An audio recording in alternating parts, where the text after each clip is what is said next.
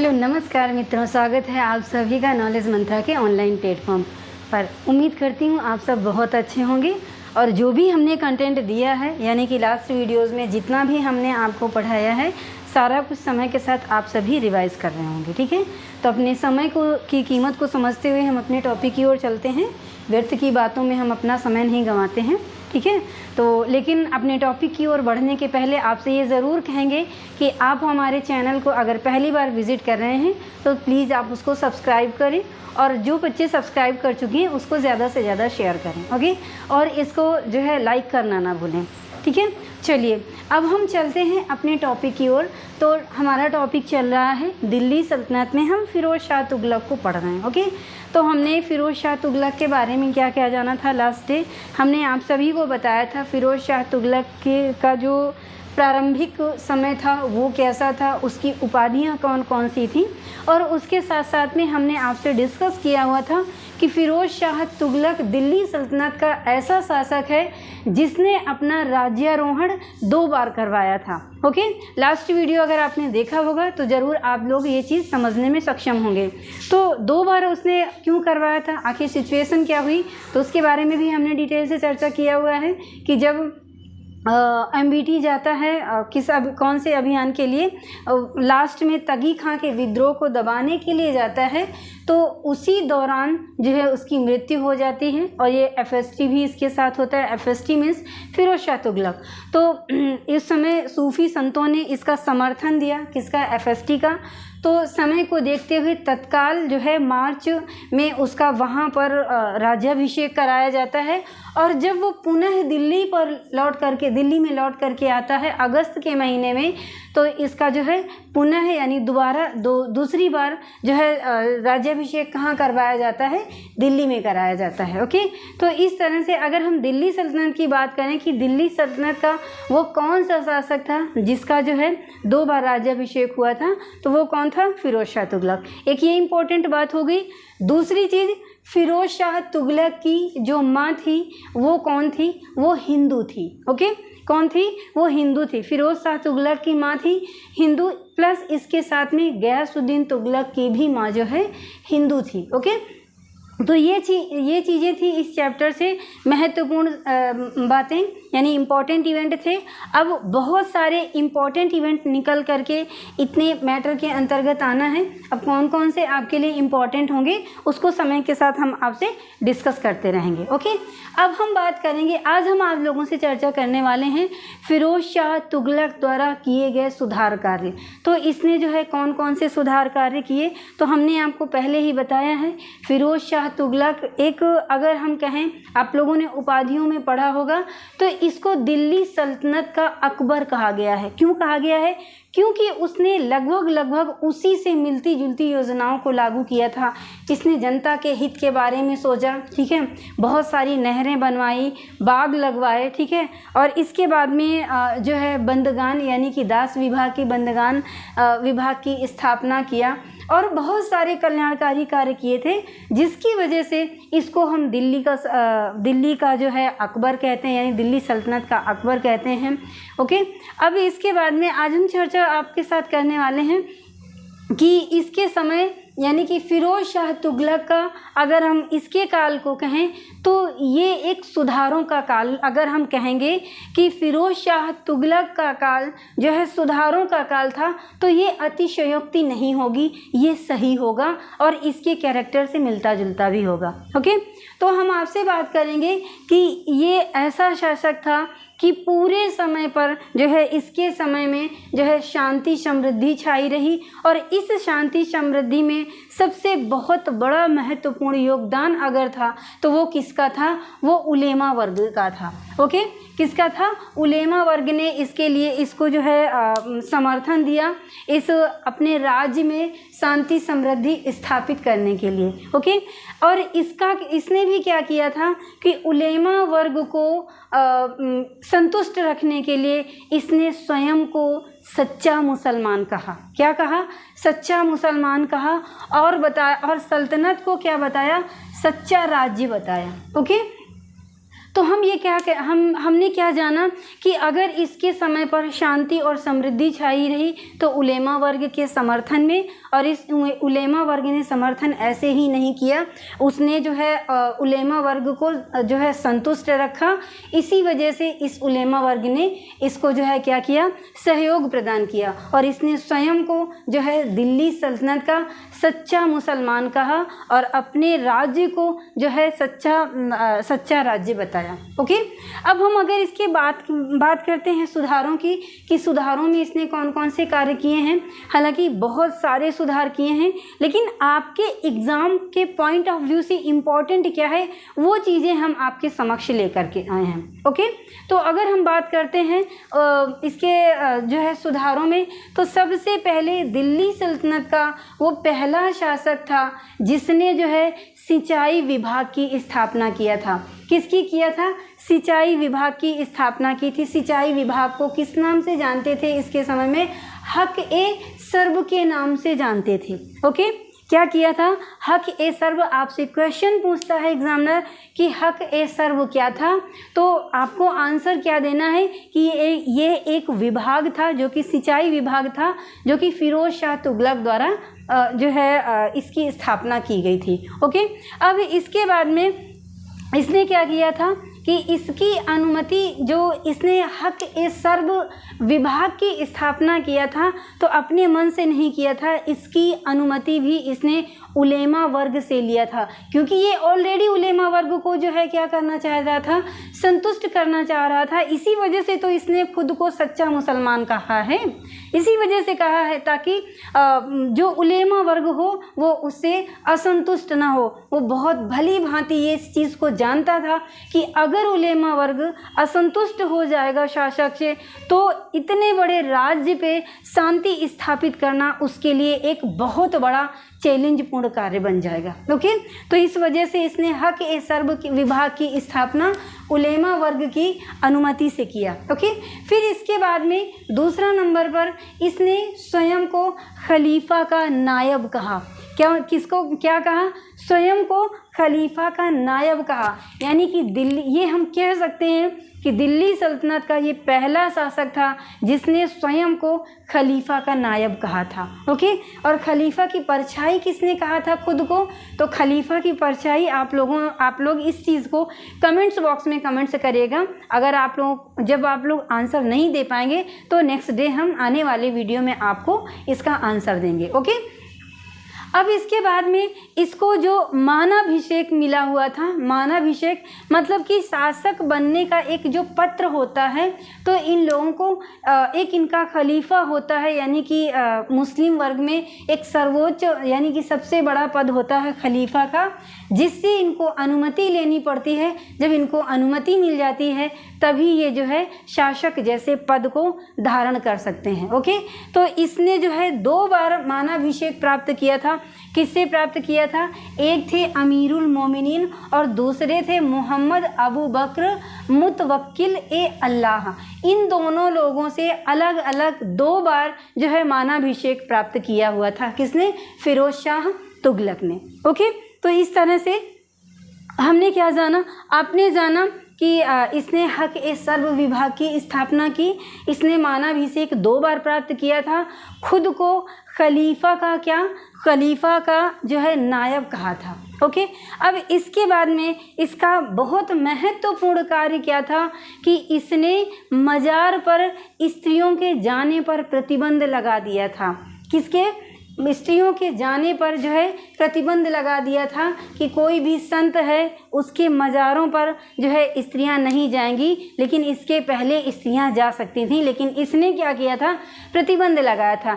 इसने कोई negative way में नहीं लगाया था स्त्रियों को प्रतिबंध कि स्त्रियां मज़ार पर नहीं जाएंगी, क्योंकि उस समय स्त्रियों की स्थिति बहुत दयनीय थी। तो इसने इस वजह से स्त्रियों पर प्रतिबंध लगाया कि जो मुख्य रूप से जो चरित्रहीन मुस्लिम हैं उनकी नज़रों से उन महिलाओं को बचाया जा सके, इस वजह से जो है इसने इन महिलाओं पर प्रतिबंध लगाया था। ओके, और इसने क्या किया था कि जो हिंदू होते थे या गैर मुस्लिम जो होते थे तो उनको धर्म परिवर्तन का लालच देता था। क्या करता था?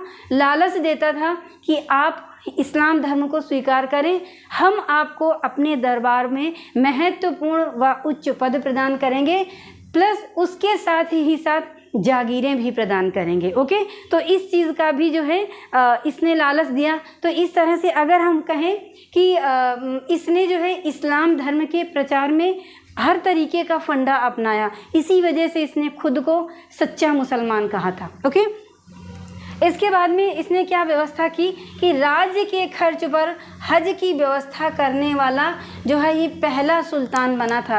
यानी कि राज्य से जिन पैसों से राज्य का खर्च चलता था तो उन्हीं पैसों से जो है हज पर जाने की व्यवस्था की थी, वो किसने किया था? मोहम्मद बिन तुगलक ने किया था। और इसने जो है 24 प्रकार के करों को हटाया था और सिर्फ 4 प्रकार के करों को लगाया था जो कि मुस्लिम धर्म में जो है संवैधानिक थे। यानी मुस्लिम धर्म की तरफ से अगर देखा जाए तो मुस्लिम में जो है इतने करों की मान्यता थी। तो मुस्लिम में कितने कौन कौन से करों की मान्यता थी? तो एक था खुम्स, जकात, जजिया और खराज। ये 4 कर थे जिनका मुस्लिम में मान्यता थी। इसके अलावा अगर कोई सुल्तान जो है करों को वसूल करता है तो वो जो है मुस्लिमों के मान्यता के खिलाफ था। ओके, तो इसने 4 प्रकार के करों को सिर्फ और सिर्फ लगाया था और 24 प्रकार के जितने कर थे, एक्स्ट्रा कर थे, उन सभी को जो है हटा दिया। हालांकि इसके राजस्व में जब इसने कर ये सारे हटाए 24 प्रकार के, तो इसको घाटा बहुत ज़्यादा हुआ, लेकिन इसने जो है पूर्ण रूप से इस्लाम धर्म को मान्यता प्रदान की और इस्लाम धर्म के जो रिवाज थे तो उनको जो है इसने क्या किया? एक्सेप्ट किया। ओके, तो इसने क्या किया था कि इसने जो है 24 प्रकार के करों को हटाया। फिर इसके बाद में इसने क्या किया था कि सबसे पहली बार इसने अनुमान के आधार पर जो है क्या किया? कर निर्धारित किया था। ठीक है, अनुमान के आधार पर इसने कर निर्धारित किया था और इसने बहुत सारे बागों की स्थापना की। तो मुख्य रूप से अगर हम बागों की बात करें तो दिल्ली में इसने कई सारे बाग लगवाए, कई सारे का मतलब 1200 बागों को लगवाया था इसने। ठीक है, और अगर सलोरा बांध की बात करें तो इस सलोरा बांध में भी इसने 80 बागों को लगवाया था और चित्तौड़ में इसने 44 बाग स्थापित किए थे। ओके, तो यहाँ के तीनों जो है आपसे संख्या पूछ लेता है कि कहाँ पर इसने कितने बागों का निर्माण कराया था। तो दिल्ली में 1200 बागों का निर्माण करवाया, सलोरा बांध में जो है 80 बागों का निर्माण करवाया, चित्तौड़ में इसने 44 बाग लगवाए और इसके साथ साथ में अलाउद्दीन खिलजी के जो बाग थे चित्तौड़ में, तो उन जो है बागों का नए तरीके से उनको व्यवस्थित कराया और यहाँ पर जो है सफ़ेद अंगूर और काले अंगूरों की खेती करना प्रारंभ करवाया।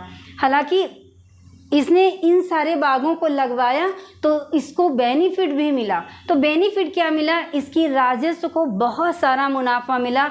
अगर हम बात करते हैं कि कितना मुनाफा मिला, तो इन सारे बागों को लगवाने में जो है राजस्व को 1,80,000 टंके की आय होती थी प्रति वर्ष। कितनी? 1,80,000 टंके की प्रति वर्ष आय होती थी। आप लोग सोच रहे होंगे ये टंका क्या होता था? तो ये दिल्ली सल्तनत के समय पर टंका जो है मुद्रा होती थी। जैसे आज के टाइम पर मुद्रा क्या, प्रेजेंट टाइम पे मुद्रा क्या है? तो वो रुपए है। इसी तरह से जो दिल्ली सल्तनत के समय की मुद्रा क्या थी? तो वो टंका थी। ओके, और इसकी अच्छाइयाँ क्या थी? सबसे महत्वपूर्ण कार्य क्या था कि इसने जो है हिंदू धर्म ग्रंथों को संस्कृत से फारसी भाषा में जो है इनका क्या करवाया था? अनुवाद करवाया था। यानी कि हम ये कह सकते हैं कि इसने अनुवाद विभाग की स्थापना भी किया था। राइट, क्लियर हुआ? अब इसके बाद में इसका एक महत्वपूर्ण कार्य क्या था कि जो इसके समय पर अमानवीय दंड होते थे, यानी कि अगर किसी भी व्यक्ति को गलत कार्य में लिप्त पाया जाता था तो इसके पूर्व जो है उन लोगों के नाक, कान, हाथ, पैर इस तरीके से काट दिए जाते थे, जो कि ये अमानवीय दंड होते थे। तो इसने क्या किया? इन सारे अमानवीय दंड को हटा दिया। ओके, अब इस तरह से जो है क्या हुआ कि इसने अमानवीय दंड को हटा दिया और जो भी उसकी जो गलती करता था उसके एवज में जो संभवतः दंड होते थे तो उस तरह से ये दंड देता था। ओके, अब इसके बाद में एक महत्वपूर्ण विभाग था, उसकी स्थापना की, तो वो कौन सा था? दारुल शिफा विभाग की स्थापना की। दारुल शिफा विभाग की स्थापना क्या थी?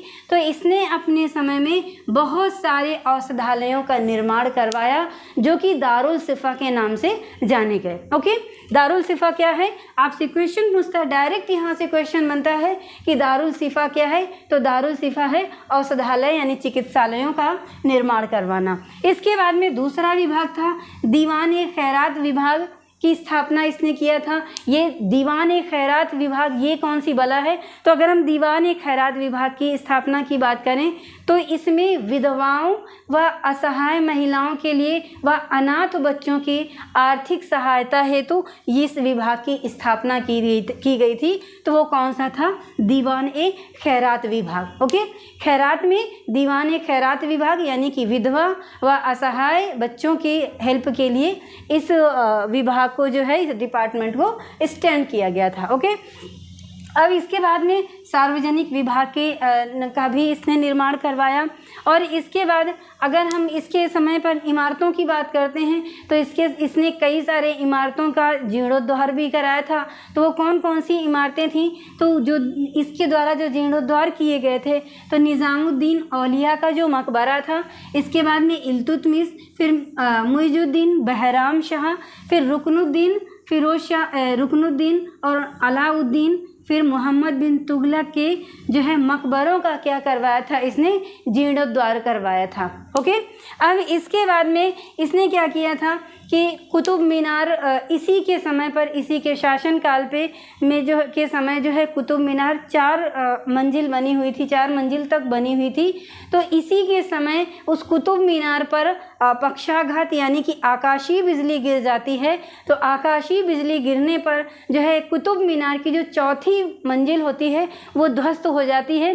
तो इसने जो है चौथी मंजिल का जीर्णोद्धार कराया प्लस उसके साथ में 5वीं मंजिल का निर्माण करवाया था। ओके, तो इस तरह से इसने क्या किया कि कुतुब मीनार की 5वीं मंजिल का निर्माण करवाया और जो चौथी मंजिल थी आकाशीय बिजली गिर जाने के कारण ये नष्ट हो गई थी, तो इसका जो है पुनः जीर्णोद्धार कराया था। ओके, अब इसके बाद में इसने कुश्क-ए-नज़ुल नामक महल बनाया था यमुना नदी के किनारे। ये कुश्क-ए-नज़ुल महल बनाया था। यहाँ पर ये क्या करता था, जब सुल्तान शिकार से वापस लौटता था तो इसी महल पर रुकता था। अर्थात हम इस निष्कर्ष पर पहुँचते हैं कि सुल्तान को शिकार करने में भी बहुत ज़्यादा दिलचस्पी थी।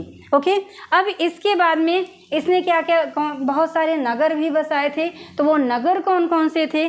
तो इसने जौनपुर में 1359 से लेकर के 1360 के बीच में जौनपुर नगर की स्थापना की, जो अपने बड़े भाई जौना खां यानी मोहम्मद बिन तुगलक की यादगार में इसने कौन से नगर की स्थापना की थी, कौन से नगर को बसाया था? तो जौनपुर नगर को इसने बसाया था। ओके, इसके अलावा जो है फतेहाबाद, फिरोजपुर और फिरोजाबाद जैसे बड़े नगरों की स्थापना किया था। ओके, अब इसके बाद में एक महत्वपूर्ण विभाग आता है, महत्वपूर्ण डिपार्टमेंट आता है, वो है कौन सा? वो दीवाने बंदगान है। अब ये दीवाने बंदगान क्या था? तो अगर हम दीवाने बंदगान की स्थापना की बात करें तो दीवाने बंदगान दासों से संबंधित था, क्योंकि इसके समय पर दासों की संख्या बहुत ज़्यादा मात्रा में बढ़ गई थी।